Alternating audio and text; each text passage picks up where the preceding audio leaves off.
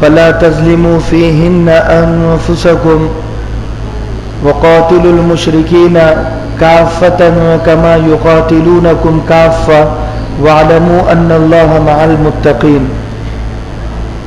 صدق الله العظيم.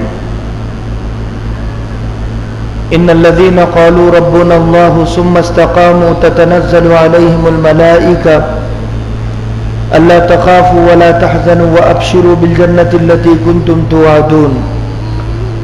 قال النبي صلى الله عليه وسلم المسلمون كجسد واحد أو كما قال عليه الصلاة والسلام. صدق الله العظيم وصدق رسوله النبي الكريم ونحن على ذلك لمن الشاهدين والشاکرین والحمد للہ رب العالمین. محترم بھائیوں، بزرگوں اور دوستوں، محرم الحرام کا مہینہ شروع ہو چکا ہے. 3-4 آج غالباً 4 محرم الحرام ہے اور کچھ دنوں کے بعد 10 محرم الحرام آنے والی ہے. محرم کا مہینہ بڑا حرمت والا مہینہ. قرآن مجید میں سورہ ان عدت الشہور، کون سا سورہ ہے؟ سورہ توبہ. قرآن مجید میں اللہ تبارک و تعالی نے ان عدت الشہور عند اللہ فرمایا کہ اللہ کے پاس سال کے 12 مہینے. کتنے ہیں؟ 12 مہینے. 12 شہرا فی کتاب اللہ، اللہ کے لوح محفوظ میں، اللہ کے قانون میں کتنے مہینے ہیں؟ 12 مہینے. یوم خلق السماوات والارض، کب سے ہے؟ جب سے زمین اور آسمان کو اللہ نے بنایا. منہا اربعۃ حرم، ان 12 مہینوں میں سے 4 مہینے احترام والے ہیں، حرمت والے ہیں، مقدس ہے، بابرکت ہے. ایسے تو پورے 12 مہینے ہیں، لیکن ان آیتوں میں بتایا کہ 4 مہینے ذی القعدہ، ذی الحجہ، محرم اور رجب المرجب، یہ 4 مہینے احترام والے اس لیے کہ ان میں جنگ نہیں کر سکتے، قتل و قتال نہیں کر سکتے، خوریزی نہیں کر سکتے، خون بہا نہیں سکتے ایک دوسرے کا. اس لیے یہ مہینے کیا ہے؟ یہ احترام والے، حرمت والے مہینے ہیں. اس کا شان نزول کیا ہے کہ حضرت ابراہیم علیہ السلام کے زمانے میں بت پرستی حرام تھی، ہر زمانے میں حرام. حضرت ابراہیم علیہ السلام جب دنیا سے گئے ہیں تو ان کے زمانے میں بھی 4 مہینے بڑی حرمت والے سمجھے جاتے تھے، یہی ذی القعدہ، ذی الحجہ، محرم، رجب. تو حضرت ابراہیم علیہ السلام کے زمانے میں ان کی قوم کے جو نیک لوگ تھے وہ یہ ان 4 مہینوں میں بڑی عبادت کرتے تھے. کیا کھا رہے ہو؟ ان 4 مہینوں میں بڑی عبادت کرتے تھے حضرت ابراہیم علیہ السلام کے ماننے والے. جب حضرت ابراہیم علیہ السلام کا انتقال ہوا تو بت پرستی عام ہوئی، مورتی پوجا عام ہوئی. پھیلتے پھیلتے پھیلتے پھیلتے بہت پھیل گئی اور جہالت بھی عام ہو گئی. اب لوگ ایک دوسرے کو مارنے کے لیے تیار. جب مہینہ محرم کا آ جاتا اور اگر مثال کے طور پر میرا قبیلہ ہوتا اور مجھے لڑنا ہے سامنے والے سے، اب مہینہ تو محرم کا آ گیا، اب میں لڑ تو نہیں سکتا ہوں، تو شیطان نے ذہن میں قلمس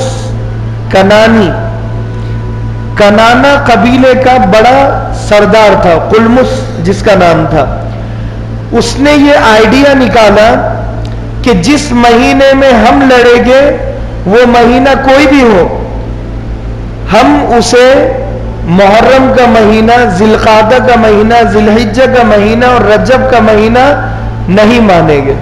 بات سمجھ میں آئی؟ مثال کے طور پر کہ یہ مہینہ اب محرم کا ہے اوریجنل میں، اور اب اس مہینے میں مجھے سامنے والے پر حملہ کرنا ہے، تب تو میں حملہ نہیں کر سکتا. تو میں نے یہ کہہ دیا اپنے قبیلے سے کہ میں اس مہینے کو محرم کا نہیں مانتا، ہم نے اس مہینے کو سفر کا مان لیا، ربیع الاول کا مان لیا، سمجھ گئے؟ شعبان اور رمضان کا مہینہ ہم نے اسے مان لیا۔ اس نے یہ بات کہی تھی کہ 12 مہینوں میں سے کوئی بھی 4 مہینے کسی بھی وقت ہم جنگ سے رک سکتے ہیں، ضروری نہیں ہے کہ محرم اور ذی القعدہ ذی الحجہ محرم۔ اس لیے عمل مشکل ہو رہا تھا انہیں کہ یہ 3 مہینے مسلسل ایک کے بعد ایک آ رہے ہیں نا، بات سمجھ میں آ رہی؟ کہ اگر مجھے جنگ سے رکنا ہے تو کتنے مہینے رکنا ہے ایک ساتھ؟ 3 مہینے ایک ساتھ رکنا ہے، چوتھا مہینہ تو ذرا دیر سے آ رہا ہے، ذی القعدہ ذی الحجہ محرم، یہ 3 مہینے نان اسٹاپ ایک ساتھ۔ تو اب اتنا رکنا مشکل تھا اس زمانے میں، تو انہوں نے یہ کہا کہ کبھی بھی جس مہینے میں جنگ ہماری ختم ہو جائے گی، ہم فری رہیں گے، وہ مہینہ ہم محرم کا مان لیں گے۔ بات سمجھ میں آئی؟ جس مہینے جنگ ہماری ختم ہو گئی وہ مہینہ ہم ذی القعدہ کا مان لیں گے، ذی الحجہ کا مان لیں گے۔ یعنی آج کے زمانے میں ایسا ہے، رمضان آیا مثال کے طور پہ، سب روزہ رکھ رہے ہیں، اب مجھے روزہ نہیں رکھنا ہے، تو میں کہہ رہا ہوں بھائی تمہارے لیے رمضان ہے، میرے لیے تو رمضان ابھی شروع ہی نہیں ہوا۔ بات سمجھ میں؟ بس یہ ایسے ہی فنڈا تھا ان کا بھی کہ رمضان تمہارے لیے ہے، ہمارے لیے تو رمضان ابھی شروع ہوا ہی نہیں۔ جب ہمارا رمضان شروع ہوگا، جب ہم سحری بھی کریں گے، افطار بھی کریں گے، روزہ بھی رکھیں گے۔ تو انہوں نے یہ آئیڈیا نکالا، قلمس کنانی نے، جو آدمی غلط آئیڈیا دے گا، غلط کی طرف رہبری رہنمائی کرے گا، تو جتنے لوگ اس کے پیچھے جائیں گے سب کا گناہ اس پر ہوگا۔ ان کو تو ہوگا ہی گناہ، سب کا گناہ اس پر اس لیے ہوگا کہ اسٹارٹ اس نے کیا، شروعات اس نے کی۔ تو اللہ نے قرآن کی اس آیت میں کہا ان عدت الشہور عند اللہ 12 شہرا فی کتاب اللہ، سن لو کہ 12 مہینے ہیں، 12 مہینوں میں 4 مہینے ہیں، یہ 4 مہینے اپنی من مرضی سے تم آگے پیچھے کر نہیں سکتے، یہ تمہارے گھر کے 4 مہینے نہیں ہیں۔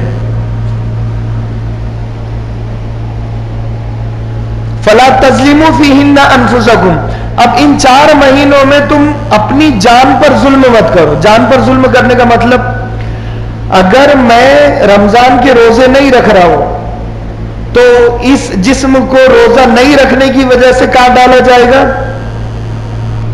دوزخ میں۔ تو گویا میرا روزہ نہیں رکھنا، یہ میں نے اپنے جسم پر ظلم کیا، کیونکہ نہیں رکھ کر یہ جسم کہاں جائے گا؟ دوزخ میں، اور رکھوں گا تو یہ جسم کہاں جائے گا؟ جنت میں۔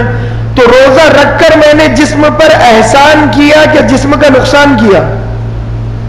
احسان کیا نا۔ اور روزہ نہیں رکھ کر میں نے جسم پر ظلم کیا یا انصاف کیا؟